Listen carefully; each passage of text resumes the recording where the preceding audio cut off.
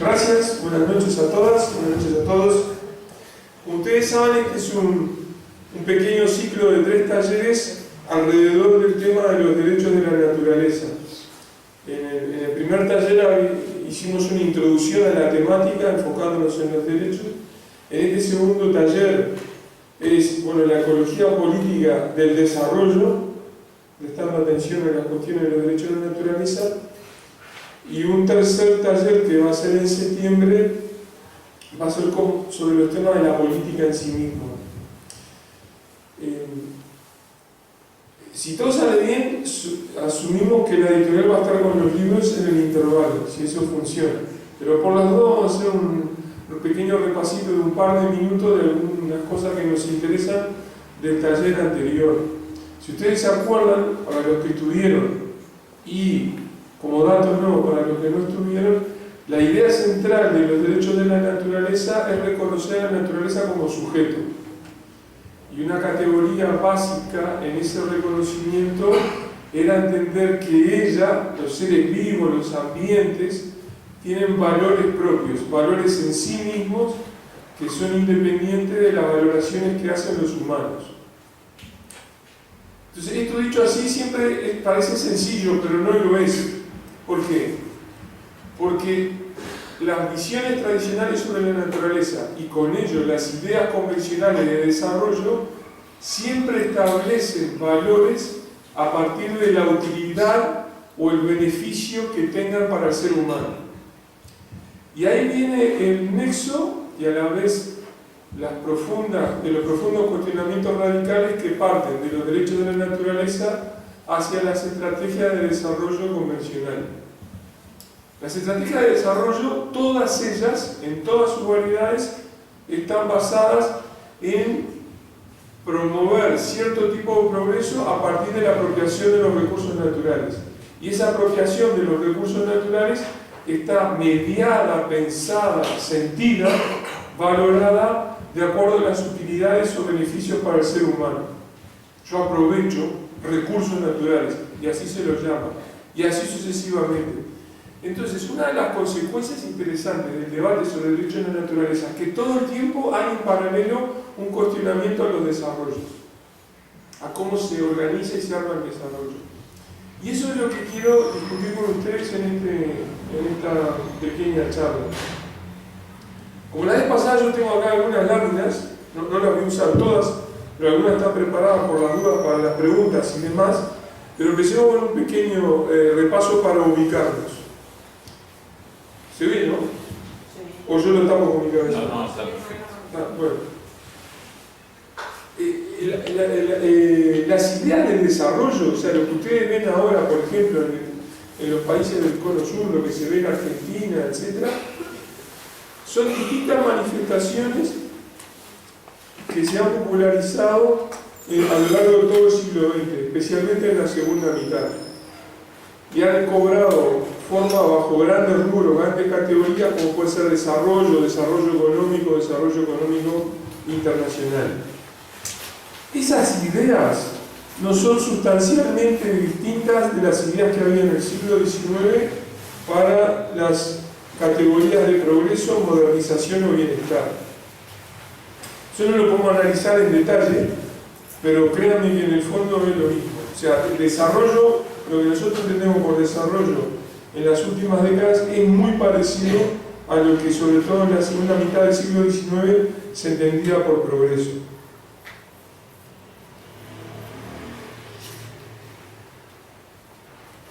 Acá tienen un ejemplo que me encanta, que es la bandera de Brasil.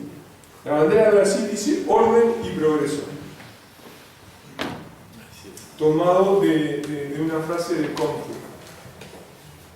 Por lo tanto del siglo XIX como del siglo XX, la idea de desarrollo o de progreso en nuestros países estaba muy asociada o descansaba sobre la concepción de una naturaleza muy rica, muy frondosa, muy diversa, repleta de recursos, y además que era tan grande y tan vasta donde se podía extraer esos recursos, sin límites o sin preocuparse por los impactos.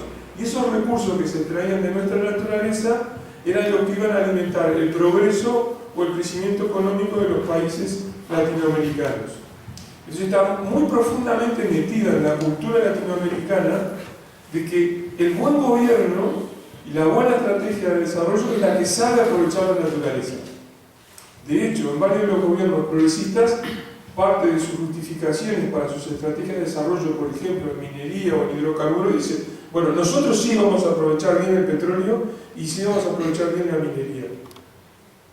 Entonces hay una mitología, una creencia popularizada de que esos recursos están ahí, son muy importantes, vastos, enormes, no habría realmente grandes problemas en seguir, por ejemplo, avanzando la frontera agropecuaria, etc.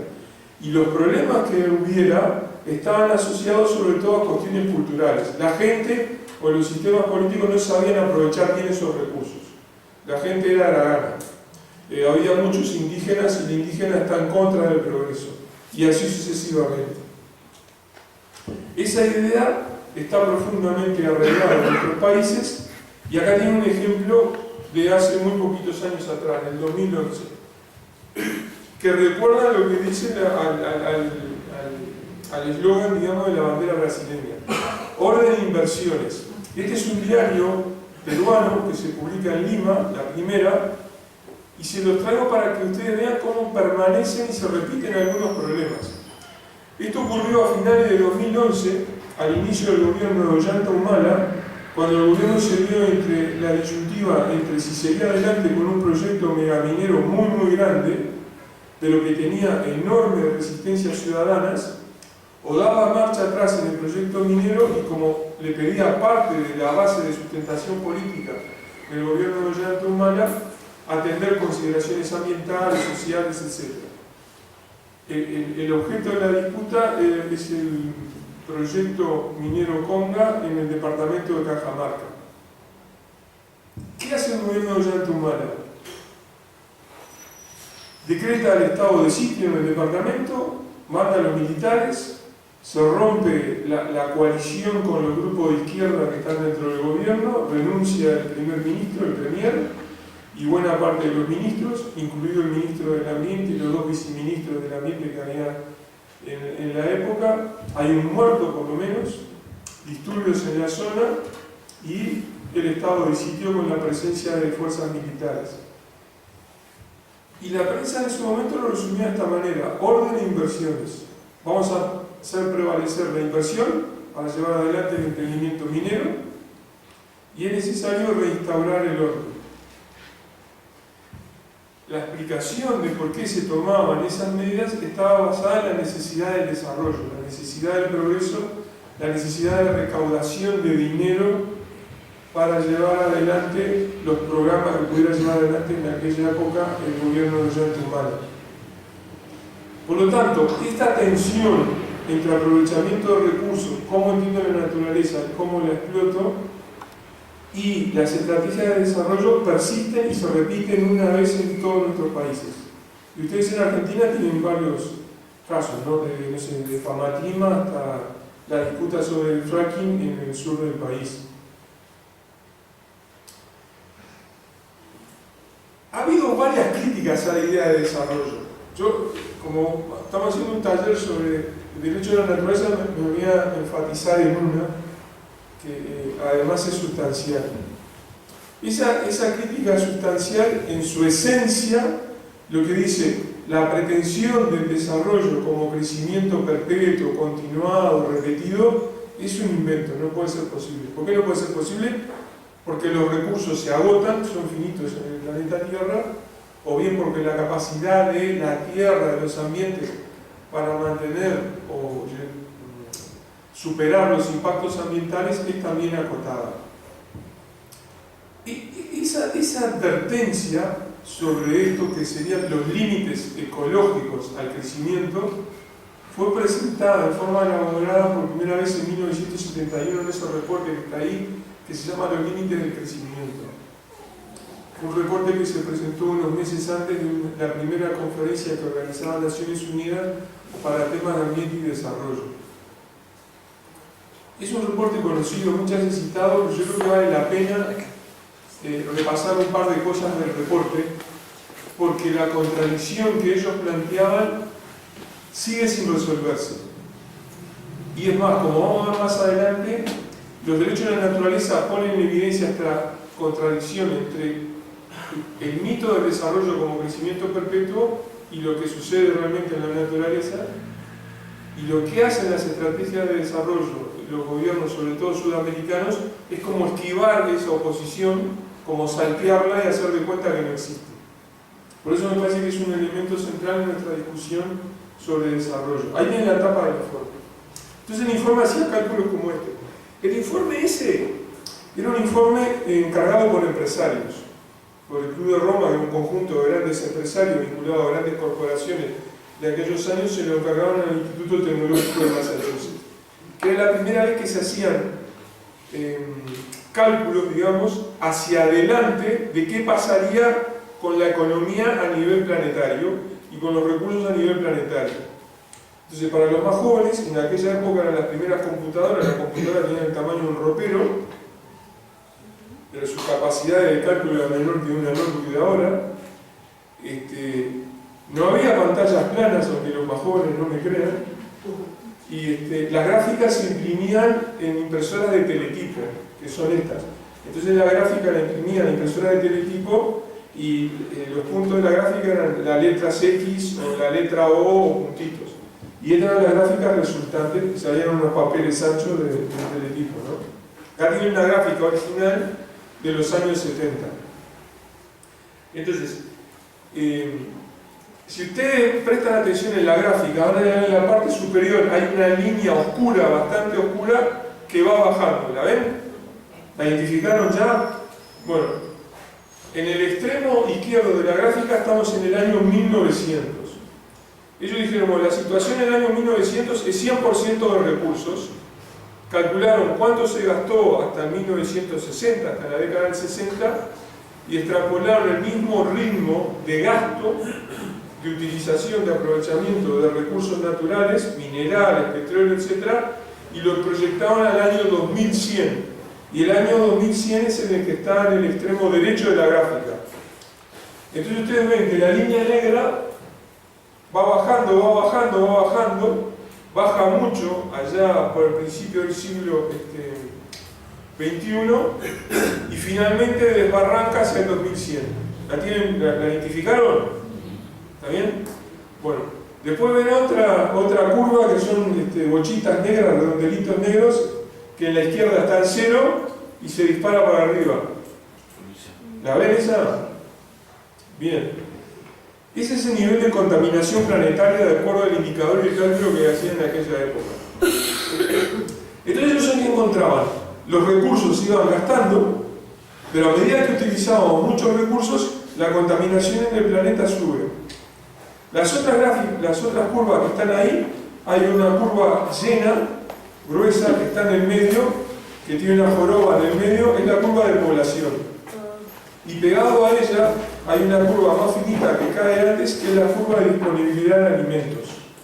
Lo que ellos sostenían es, los recursos se van gastando, vamos a tener cada vez más contaminación, la disponibilidad de alimentos va a subir, pero va a llegar un momento que va a entrar en colapso. Entonces, cuando baje la disponibilidad de alimentos, se incremente la contaminación, eso va a comenzar a acarrear una alta tasa de mortalidad y la población del planeta va a entrar a caer. Ellos presentaban un escenario bastante catastrofista.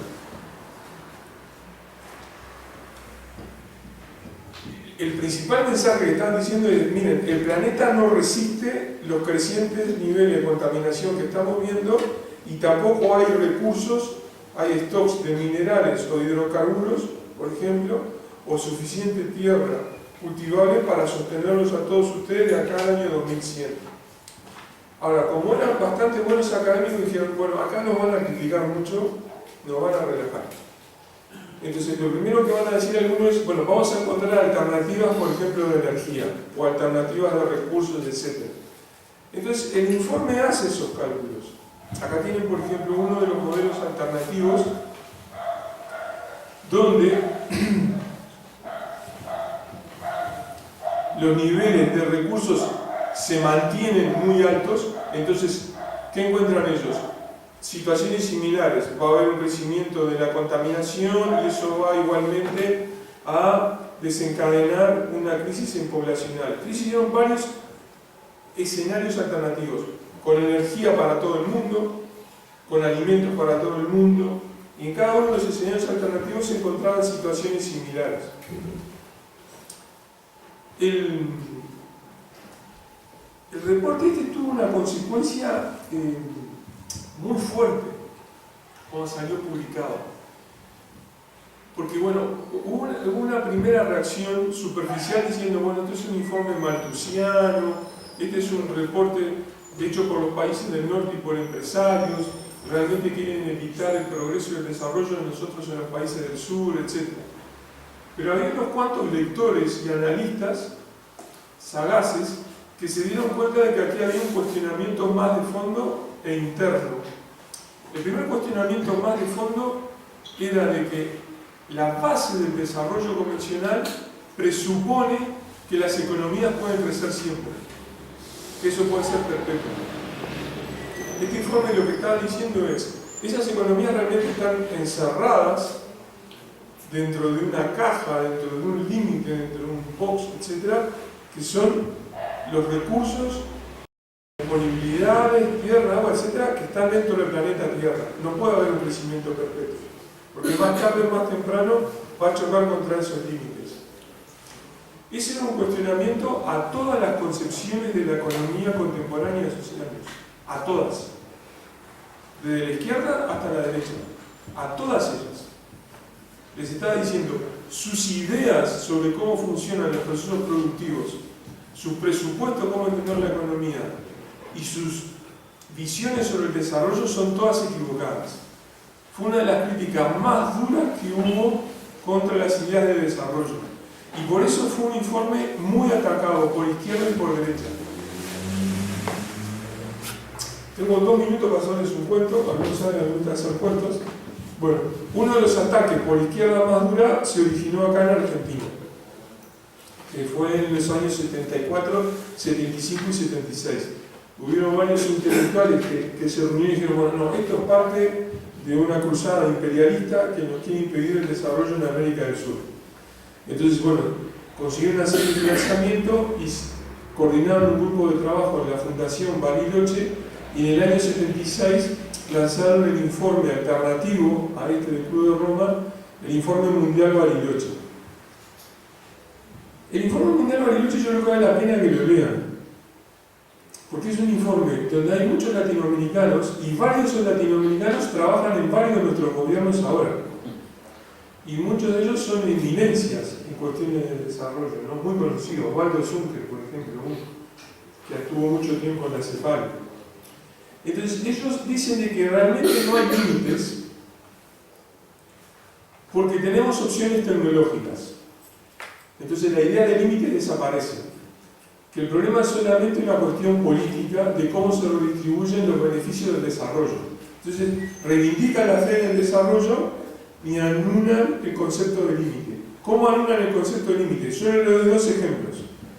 Y para los que no me crean, compren el libro, porque lo volvieron a editar en el 2006, como aniversario. Dicen, energía nuclear para todos. Ellos plantean, no tenemos problema de energía, se acaba el petróleo, se acabó el petróleo, no hay problema. Energía nuclear para todos.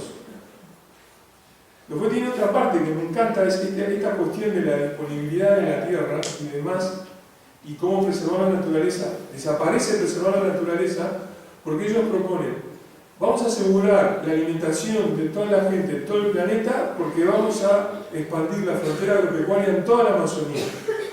O sea, ellos plantean, vamos a convertir en tierra de pastoreo y de agricultura toda la Amazonía. Toda. Después dicen, tenemos problemas de productividad. ¿Qué hacemos? Fertilizantes y agroquímicos baratos para todos. ¿En serio? Para todos y todos. Para todos y todos. Entonces, lo que yo quiero comenzar a transmitirles es que la idea convencional de desarrollo es muy potente y es difícil resistirse a ella. Estos colegas del informe Bariloche le decían en el 2006 lo volvieron a publicar en una edición aniversario. Yo la compré acá en la calle Corrientes, salió publicada acá en Argentina. Me acuerdo patente el día que la compré en la librería, que lo puse en la librería y digo, bueno, están varios de ellos vivos, dirán, metimos la pata feo, vamos a dar marcha atrás, por lo menos con la energía nuclear y lo de arrasar la Amazonía. No, hay nuevos prólogos donde dicen, estamos en lo cierto, sigamos adelante. Profundicemos el modelo. No sé si les suena conocido. Entonces, la idea de desarrollo es muy fuerte. Entonces, esos informes de los años 70 decían, la pretensión de crecimiento económico choca con variables ecológicas. Se construyó una idea de ecología versus economía, desarrollo versus conservación.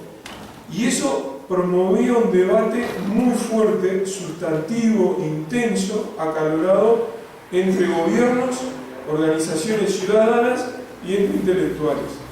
¿Cómo lo resolvieron? Yo estoy yendo muy rápido, pero para aprovechar mejor el tiempo.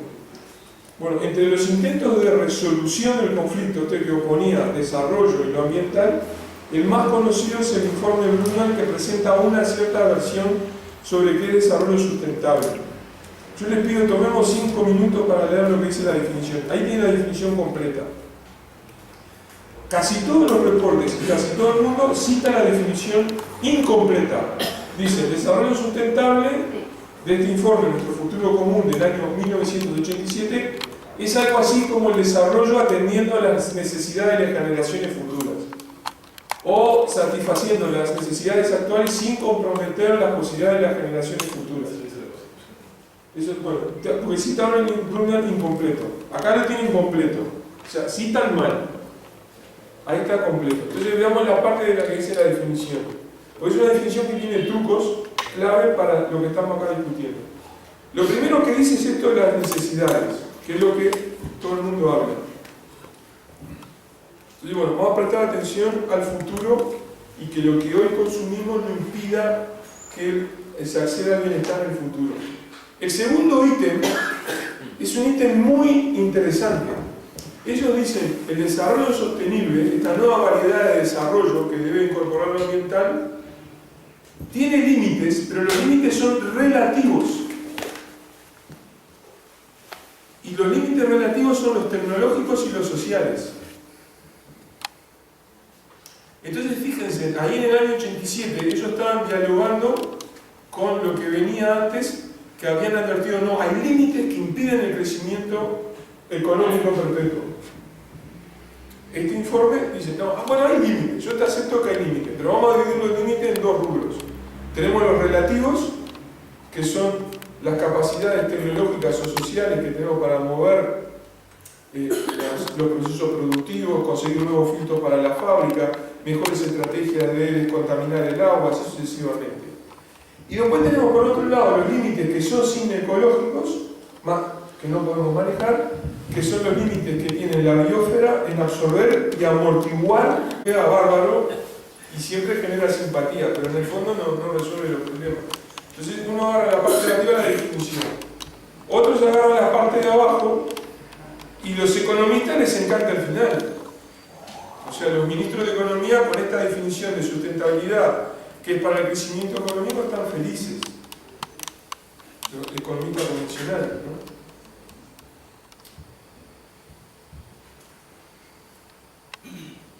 Entonces nosotros estamos en una situación donde al desarrollo se lo critica duro, como sucedió en los 70, se lo critica. Parece que el desarrollo va a caer en desuso, y de golpe resucita y reaparece una nueva variedad. ¿Cuáles son las variedades que reaparecen? Tenemos desarrollo humano, desarrollo sostenible, desarrollo endógeno, desarrollo integral, desarrollo a escala humana. Y hay más, les puse eso porque eran los que entraban en el lámina. Cada una de estas variedades de desarrollo cree que es mejor que otra, y cada una de ellas es una respuesta a una aluvión de críticas sobre la idea convencional de desarrollo. Por ejemplo, la idea de desarrollo humano fue un proceso parecido al desarrollo sustentable, porque se quería poner el énfasis en las cuestiones de calidad de vida y bienestar y no en las de economía. Y el primer grupo que trabajaba en desarrollo humano era más bien algo así como revolucionarios y parias, trabajaban en un pequeño programa de la OIT. Y había una crítica fuerte a la idea de desarrollo, hasta que la idea convencional de desarrollo dijo, bueno, yo te acepto lo de desarrollo humano, pero vamos a hacer el índice de desarrollo humano mitad y mitad. Mitad indicadores de bienestar, salud, educación, etc. Y la otra mitad indicadores económicos. Bueno, entonces como ahora es mitad y mitad y volvió a aparecer lo económico, fue aceptado y tienen ustedes ahora la idea convencional de desarrollo humano y el indicador de desarrollo humano del PNUD. La idea de desarrollo sostenible es parecida. Partía de la crítica radical, esa ambiental, de los límites ecológicos, que fue un golpe duro, mucho más duro que el desarrollo humano. Por eso tardó unos 15 años en recuperarse el desarrollo, hasta que el desarrollo generó una nueva versión, una versión de desarrollo sostenible que vuelva a absorber y a aceptar y hacer de funcional a las condiciones de crecimiento económico. Tengo que decir que vengan adelante los jóvenes. Que quieran los jóvenes que quieran ir adelante. Acá hay un espacio para los jóvenes en el piso. Los veteranos en silla, por favor. Los jóvenes. Tenemos el pelotero. ¿El pelotero? Pues. Sí, joven. Hay una silla, ¿no? Hay una silla, Elena. ¿No querés sentarte ahí? ¿Tenés? Bueno, y acá con este dibujo quiero transmitirles un poco la idea. Ustedes tienen ahí arriba, en su apogeo, la idea de desarrollo. Entonces vienen, la critican, como que la idea de desarrollo entra en desuso, se acumulan críticas, cuestionamientos, etcétera, etcétera, pero resucita en una nueva variedad. Y tienen, por ejemplo, desarrollo humano. Y con el desarrollo sostenible para la discusión ambiental pasó más o menos lo mismo. Entonces, yo tengo una charla, en serio, medio broma armada, pero puede ser por otro momento, que como es una idea que está entre muerta y viva, la matan y reviven, es una categoría zombie.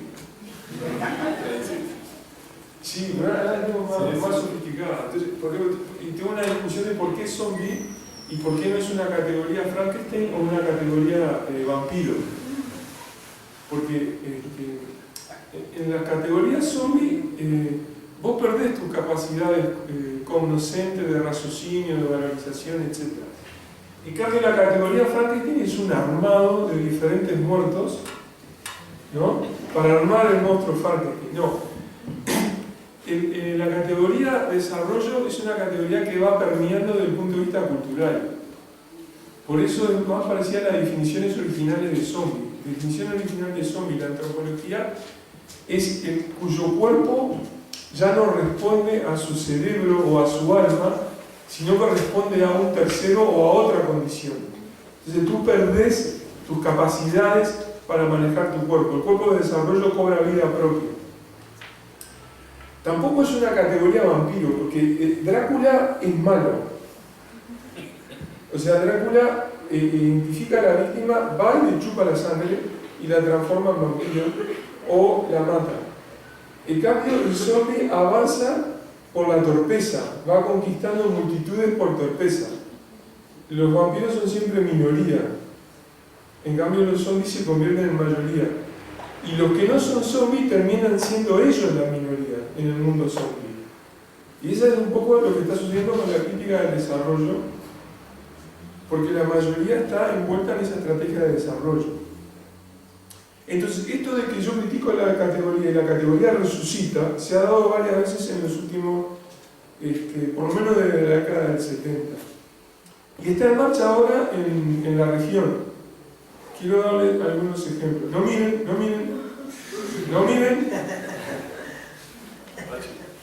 Porque es bien caro, ¿vale?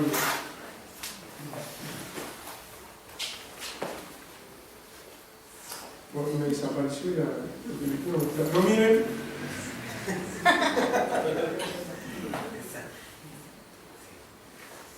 Acá. Nosotros tenemos varias variedades sudamericanas de desarrollo. Ahora, acá les pongo dos ejemplos, pero hay como unas 6 o 7. Les pongo dos ejemplos. Uno es lo que sería una variedad sudamericana de desarrollo bastante serio, según ellos, está formalizado académicamente y lo sigue el gobierno, que es lo que se llama el nuevo desarrollismo en Brasil. Ahí tiene su principal promotor, que es un economista, Luis Carlos Bresser Pereira, que es, siendo muy esquemático, con cierto rol, le voy a decir, pero como para que tengan el titular, es una forma de Estado interviniendo gentilmente sobre el mercado y una presencia del Estado fomentando algunos sectores productivos y fomentando algunos emprendimientos en infraestructura. Después tienen otra versión que es, por ejemplo, el Black and Pop argentino, que no hay una elaboración académica, sino que más bien es lo que se expresa por la toma de decisiones que han hecho los dos gobiernos Kirchner. Una presencia fuerte del Estado en algunos sectores, funcional para algunos emprendimientos de la economía, y es muy heterodoxa, porque por un lado reivindica el nacionalismo, pero por el otro lado es una estrategia profundamente transnacionalizada, vía, por ejemplo, el extractivismo minero o petrolero. Es muy contradictoria en su organización. Después ustedes tienen la versión boliviana, que se llama Desarrollo Integral para el Buen Vivir. Después tienen la versión ecuatoriana, que también está referida a un cierto concepto de buen vivir. Tienen versiones genéricas como la bolivariana en Venezuela y a veces por momentos la ecuatoriana, que le llaman socialismo del siglo XXI. Tienen una versión con alguna discusión en Uruguay que se llama protosocialismo. O sea, hay una discusión importante y hay políticas económicas y estrategias de desarrollo también novedosas, con sus matices, ¿no? ¿Cuáles son sus matices? Vamos a ir a eso.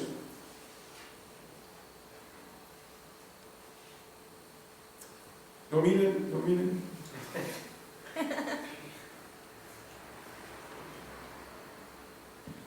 Acá estas son las fotos que les quiero mostrar de un matiz.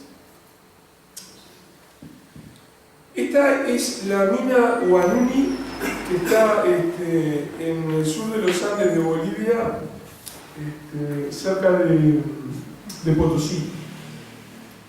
Para que ustedes vean lo profundamente arraigado que está la idea de desarrollo, en gobiernos, en sindicatos, en académicos y en organizaciones de la sociedad civil. Es uno de los ejemplos más terribles y dramáticos que conozco. Bueno, entonces ustedes tienen ahí una foto de la mina. ¿La ven la mina? Sí. Está la mina y la planta de procesamiento, de separación del mineral. La mina de túneles de socavón, y arriba de los túneles está ahí la planta. En la planta ahí ustedes en la foto ven dos grandes cosas. Ven a la izquierda parte de la salida de residuos, se ve, ¿no? Sí. El conito. Y sobre la derecha está una de las piletas de relave. Y todo eso cae en una cañada, que ellos le llaman arroyo, pero es una cañada. Existe la palabra cañada en Argentina, ¿no? O sea, no sé, tiene 20 metros de ancho y es un hilito de agua. Todo eso cae ahí. Es una contaminación espantosa. Espantosa. La empresa Huanuni es nacionalizada, ahora es estatal. Es parte del conglomerado que tiene la Corporación Minera Boliviana, la Comibol. O sea, es estatal. Recibe financiamiento extra desde el gobierno porque no le dan bien las cuentas. Y su gestión ambiental es de lo peor. ¿Me siguen? Entonces yo estoy parado ahí en la cañada, en el borde de la cañada. Yo por esa cañada camino 20 metros y me encuentro con esto. En la cañada comen los chanchos del pueblo, que lo faenan y se lo comen los pobladores de Huanuni, se lo comen. Y en el costado de la cañada, enfrente donde está esta foto, o sea, a mi espalda, cuando yo sacaba la foto, hay plantíos sobre la cañada. Yo creo que el jamón ese brilla de noche, porque tiene tanto cadmio y demás que debe brillar, pero se lo comen. Y tú hablas con la gente del lugar y ellos, algunos te dicen como una cosa chistosa, sí, íbamos a examinar el nivel de contaminación de metales pesados de la carne de cerdo pero las muestras desaparecieron.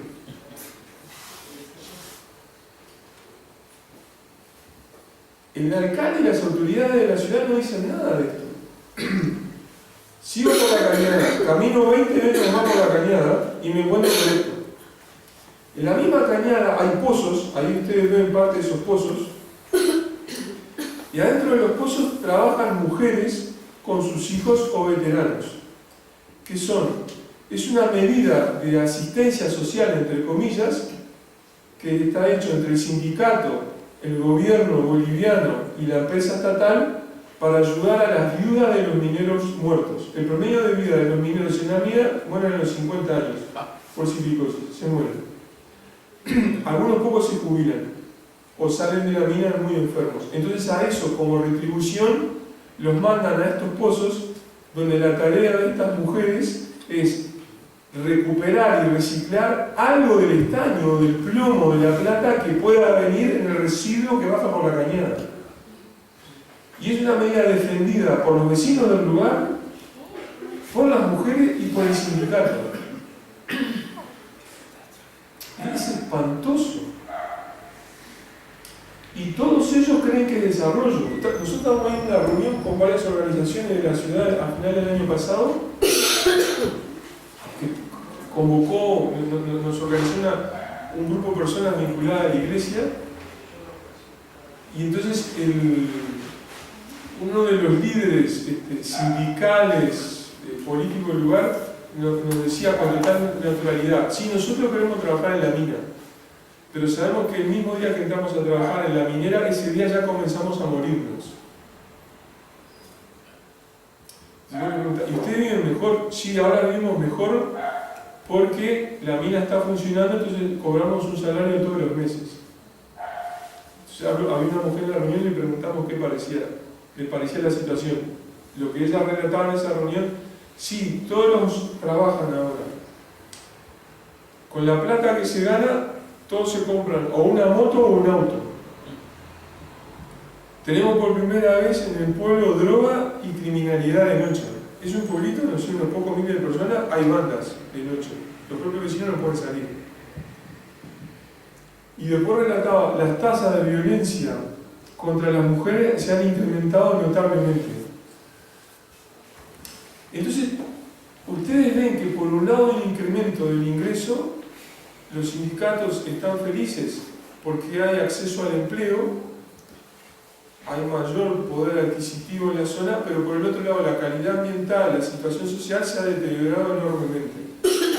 Y todos ellos confían en el desarrollo y creen que eso es desarrollo, y hacen de distintas formas una oposición dura y fuerte contra cualquier organización o grupo que alerte sobre los impactos sociales o ambientales, porque dicen que esos grupos impiden nuestro desarrollo, impiden nuestro progreso.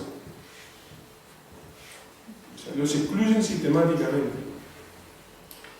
Entonces, casos de estos se repiten en todos los países. ¿Cómo los podemos ordenar? Bueno, acá está ordenado para tal vez una de las manifestaciones más claras del desarrollo de los últimos años, que son los extractivismos. Ustedes tienen por un lado extractivismos de los gobiernos conservadores, que no son como los de los años 90 o principios de 2000, son extractivismos que tienen ajustes, están modificados. El caso más claro es el caso colombiano. Hay ciertos ajustes que tienen que ver, por un lado, con mayor protagonismo que se le quiere dar a mecanismos de responsabilidad social empresarial, y con una acción muy potente del gobierno en tener programas de asistencia financiera para los más pobres, dándoles dinero mensualmente. Y después tienen un extractivismo que es de los gobiernos progresistas, que van desde el proyecto megaminero que quería implantar Mujica en Uruguay, hasta los 3 decretos recientes que se acaban de aprobar este año en Bolivia, diciendo que las petroleras pueden entrar a hacer tareas de exploración dentro de los parques nacionales y no se aplican evaluaciones de impacto ambiental y se recortan los mecanismos de consulta e información ciudadana. Más amenazas del presidente Evo Morales de que cualquier ONG que denuncie esto la van a expulsar del país. Entonces, ¿son iguales los progresistas y los conservadores? No son iguales. no son idénticos, pero los dos tienen la idea de un desarrollo del extractivismo, extracción de recursos naturales para enviar a la globalización y que eso va a alimentar el progreso, el desarrollo. ¿Cómo puedo resumir todas estas versiones? ¿Qué tienen en común? ¿Cuál es el carozo, lo esencial de cualquiera de estas variedades? Y bueno, dicho muy esquemáticamente, me parece que es esto. Ustedes tienen que el desarrollo está motorizado, los ingredientes del desarrollo de la inversión extranjera y las exportaciones. Los países que reciben inversión extranjera y le dan un fuerte énfasis a la exportación, sobre todo exportación de commodities. Y eso descansa, ¿por qué lo tolera la gente? ¿Por qué cree que eso progresa y desarrollo? Descansa esencialmente en tres cosas. Hay una cierta estabilidad macroeconómica, o sea, sacando Venezuela y a veces Argentina, los demás países tienen economías muy ordenadas. No hay grandes caos. Hay un nuevo tipo de consumo popular que tiene su parte buena, pero también tiene su parte compleja, vinculada al consumismo, sobre todo de cierto tipo de electrodomésticos celulares, cierta ropa deportiva, etc., que no va a la calidad de vida de las familias. Entonces hay un fuerte nivel de consumismo. Ha habido un boom en todos los países progresistas de inauguraciones de shopping centers. Un boom medido, tenemos los datos. Y para los más complicados hay compensaciones monetarias, directas o indirectas, donde las más conocidas son los pagos mensuales, las transferencias mensuales para las familias más pobres, parecido a los programas que tenían ustedes de jefas y jefas de hogar. Ese programa, por ejemplo, en el caso de Ecuador, cubre aproximadamente el 45% de la población recibe un bono mensual de asistencia del Estado. 45% de la población. O sea, hay gente, ¿eh?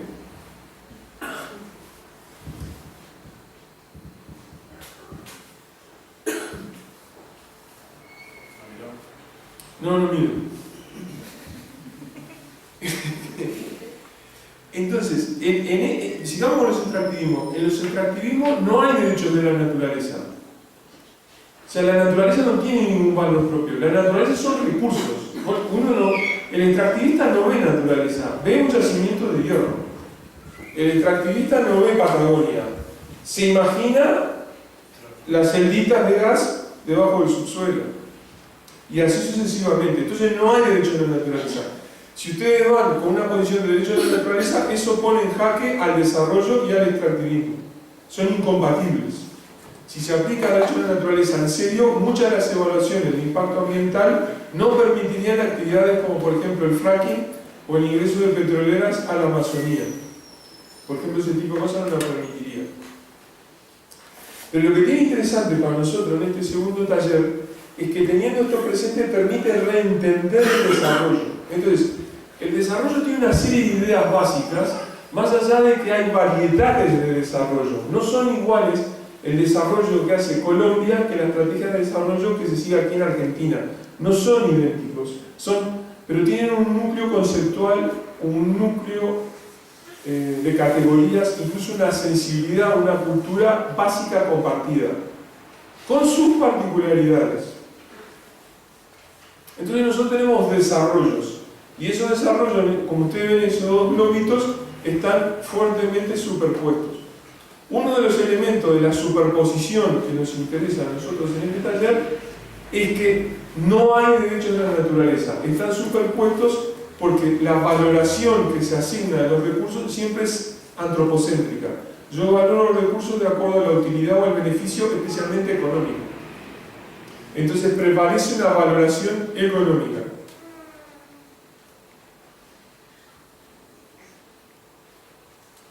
Y tenemos dentro de esas variedades de desarrollo reciben distintos nombres. Lo de la vertiente liberal, puede ser del capitalismo, puede ser de la alternativa socialista, etc. Acá se deformó un poco la lámina, porque es otro programa, pero por ejemplo, los gobiernos progresistas serían la versión del capitalismo benévolo. El benévolo va hablado de capitalismo. O sea, el caso más claro del capitalismo benévolo es Mujica. Mujica no miente, no oculta, él siempre lo ha dicho claramente. A nosotros nos interesa la inversión y las exportaciones. Vamos a juntar plata y después vamos a tratar de repartir la plata que junta el Estado de la manera más solidaria. Es claro, capitalismo benévolo. A nadie ocultó nada.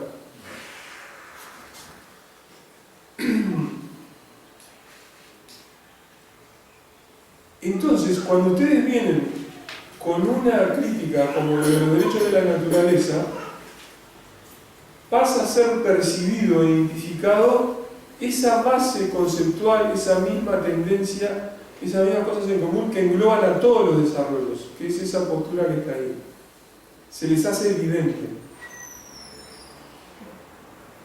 Porque de alguna manera...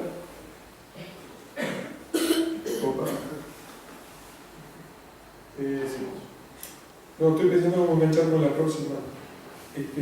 De alguna manera, la crítica de los derechos de la naturaleza pone en jaque todas las ideas de desarrollo. Entonces ahora les voy a contar una discusión actual de estos últimos 2 o 3 años, que es la discusión del buen vivir. El buen vivir en los países andinos, en su versión original, es una crítica radical al desarrollo. O sea, es una crítica a todo el globo ese en común, ¿sí? Sea en su vertiente conservadora o en su vertiente progresista.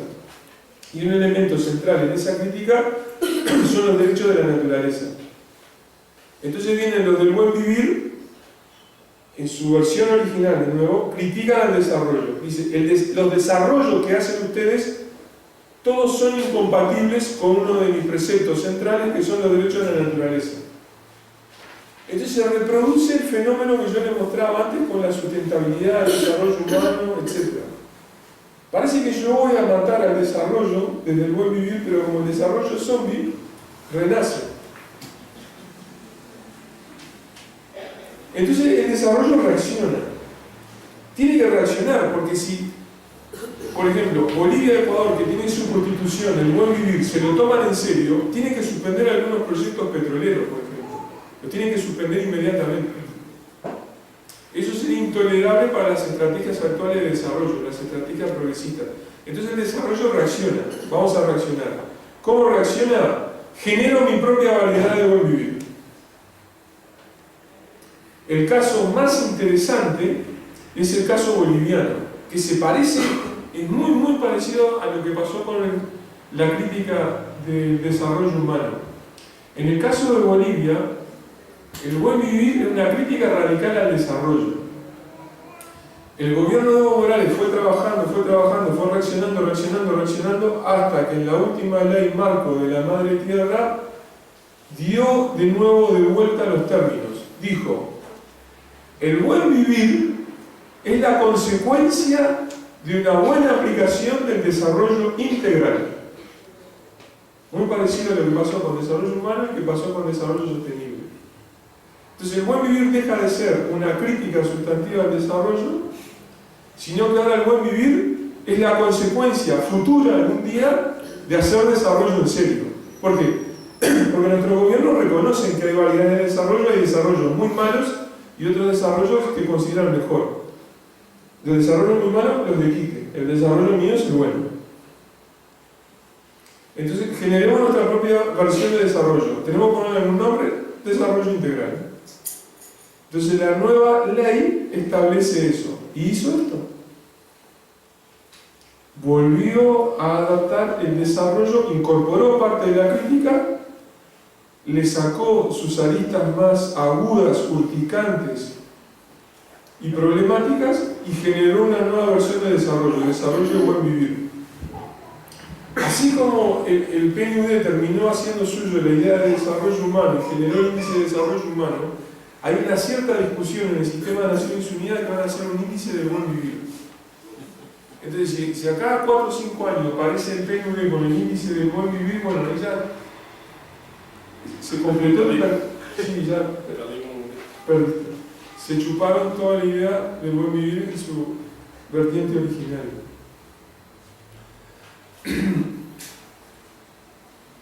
Los derechos de la naturaleza implican visiones que están por fuera de las ideas convencionales. Son esos circulitos que están por fuera de las ideas convencionales de desarrollo. Están por fuera algunas más, otras menos, pero quieren estar por fuera. ¿Por qué?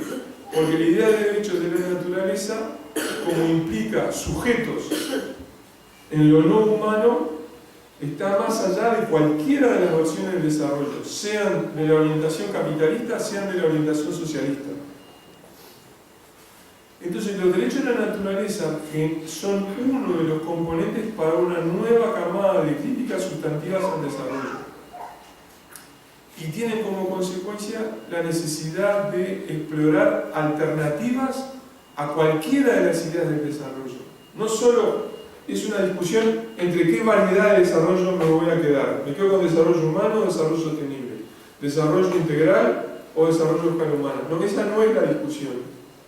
La discusión es cómo salir de ese grupo de ideas y sensibilidades compartidas por todas las versiones de desarrollo. Por lo tanto, es una alternativa a la idea del desarrollo. Una alternativa para ir más allá de cualquiera de las ideas de desarrollo, que son esos circulitos que están ahí.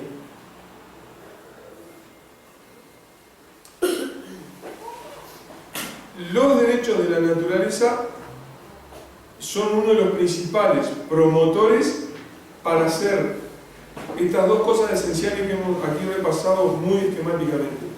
Una nueva crítica radical al desarrollo, poniendo en evidencia lo que tiene de variedad, pero lo que tiene de común. Y por el lado de las alternativas, los derechos de la naturaleza exigen pensar alternativas al desarrollo que están por fuera de cualquiera de esos campos de desarrollo. Y ese es el debate que está en este momento en marcha en América Latina. Uno de los ejemplos concretos de ese debate, cómo está avanzando, es precisamente la aprobación de los derechos de la naturaleza o la discusión sobre los derechos de la naturaleza en varios de nuestros países.